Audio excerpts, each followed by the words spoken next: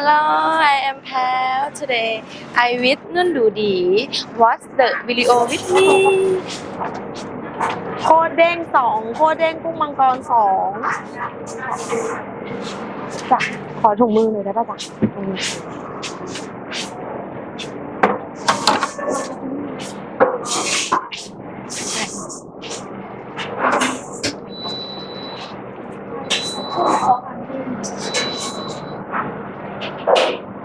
เดี๋ยวเราจะใส่ถุงมือก่อนนะคะ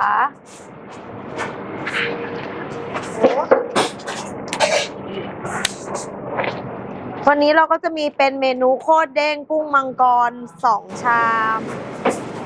มังกร2ขาไม่ก็ชัด ไม่เอาไม่ถ่ายก็ได้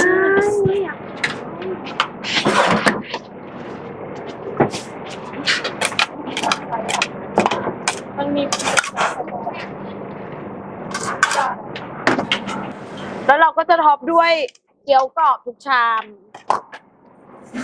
นี่จ้า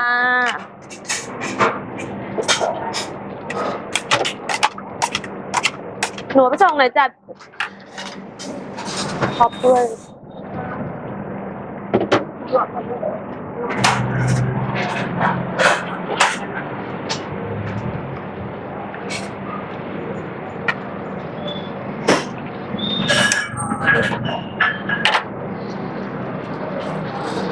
ทะเลลวกจิ้ม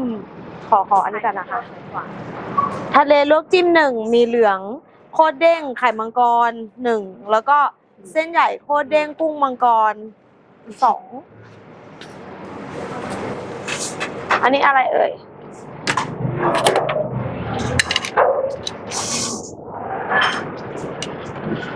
จิ้มด้วยนะจ๊ะ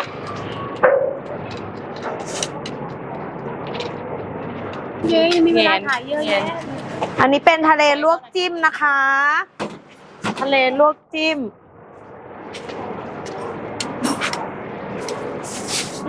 ถ่ายโอ้ยมันยากไม่รักอะถ่ายรูป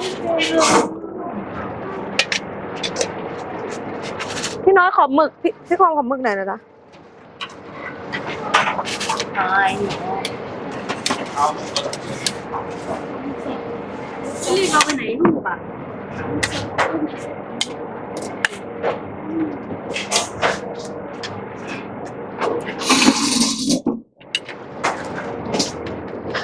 มีเวลาถ่ายเยอะ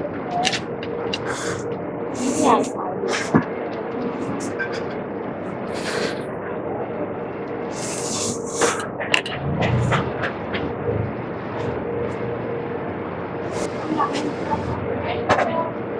น้ำจิ้มซีฟู้ด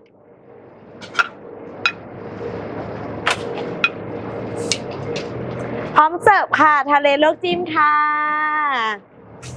น้ำจิ้มรสเด็ดนะคะน้ำจิ้มเราจะทำวันต่อวันไม่ได้ทำทิ้งไว้ เพราะว่าเราจะใช้ให้หมดในแต่ละวันนะคะ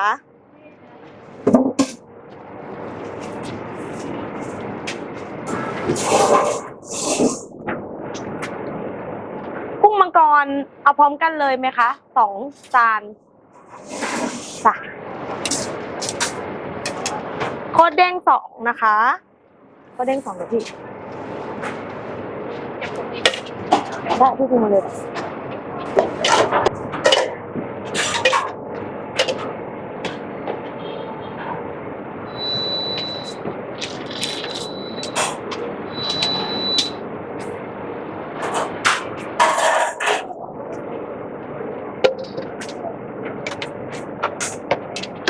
โอเคมีเหลืองจ้ามีเหลืองโคตรเด้ง2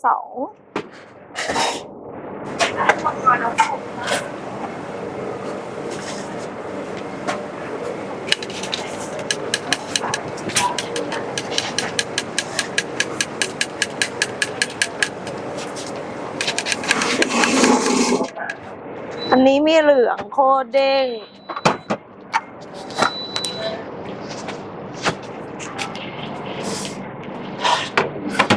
อีก2จ้า2จ้าพี่น้อยเอาวางไว้ตรงนี้ก่อนค่ะว้าวนี่ง่ายมีเหลืองโคตรเด้ง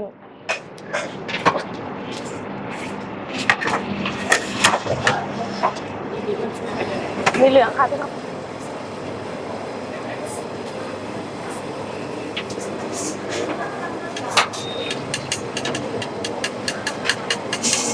โคตรเด้งหนึ่งจ้ะพี่น้อย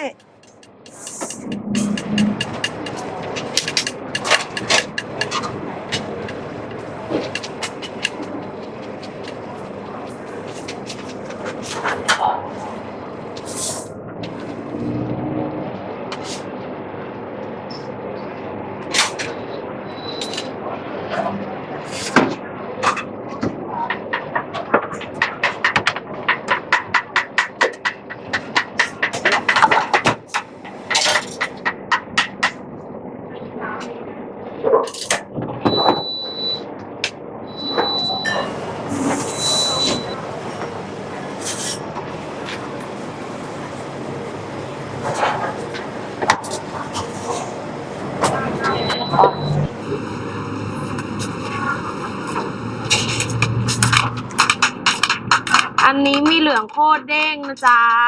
ราดลงไปเลยจ้า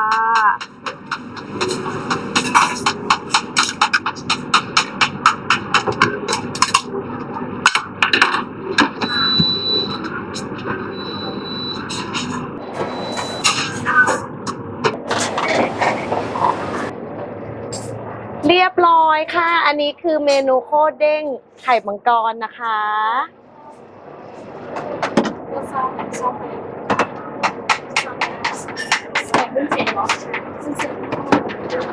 เดี๋ยวนี้รอกุ้งมังกร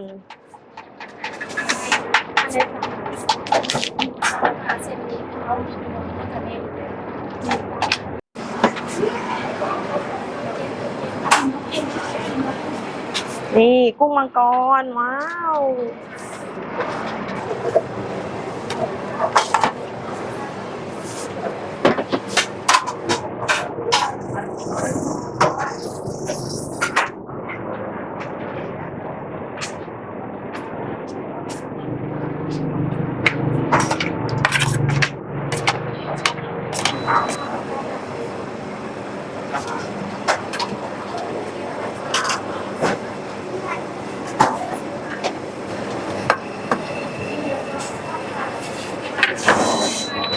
ท็อปด้วยกุ้งกรอบเกี๊ยวกรอบ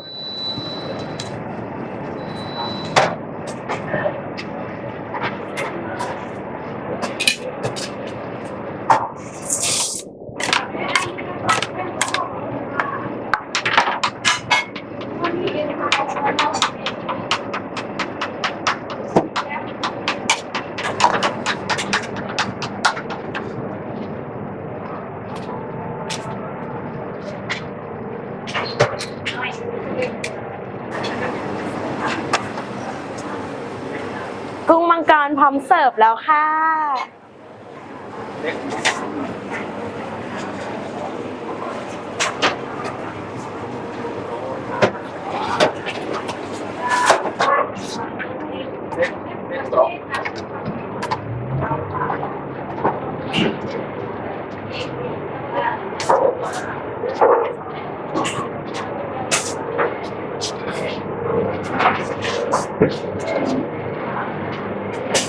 นี่ค่ะกุ้งมังกรสำหรับน้องแพรวคนสวยจานใหญ่มาก จานใหญ่มากขาดอะไรบอกพี่นะคะ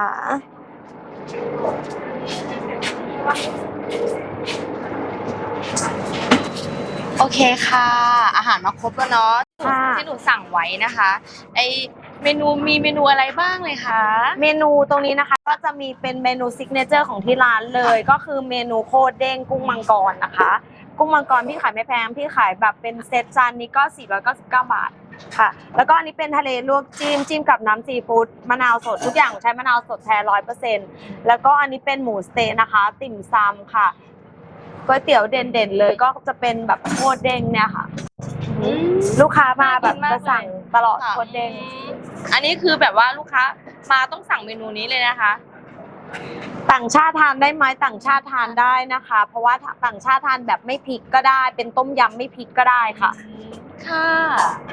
เดี๋ยวหนูจะมาชิมกันเลยนะคะ ได้เดี๋ยวให้น้องแพลวชิมนะแล้วน้องแพลวก็บอกพี่ด้วยว่าเป็นยังไงอร่อยไม่อร่อยยังไงก็ติชมกันได้โอเคงั้นเดี๋ยวพี่ขอตัวไปขายของก่อนน้องแพลวก็ชิมได้เลยนะ ขอบคุณค่ะ เดี๋ยวมาชิมกันค่ะก๋วยเตี๋ยวโอเคค่ะ คือแพลแบบประทานเรียบร้อยแล้วอิ่มมากเลย เดี๋ยวจะให้พี่นุ่นเนาะฝากร้านหน่อยว่าพี่กัดอยู่ที่ไหนค่ะ ได้ค่ะ ร้านก๋วยเตี๋ยวดูดีเจอูบางแสนนะคะ ตั้งอยู่ที่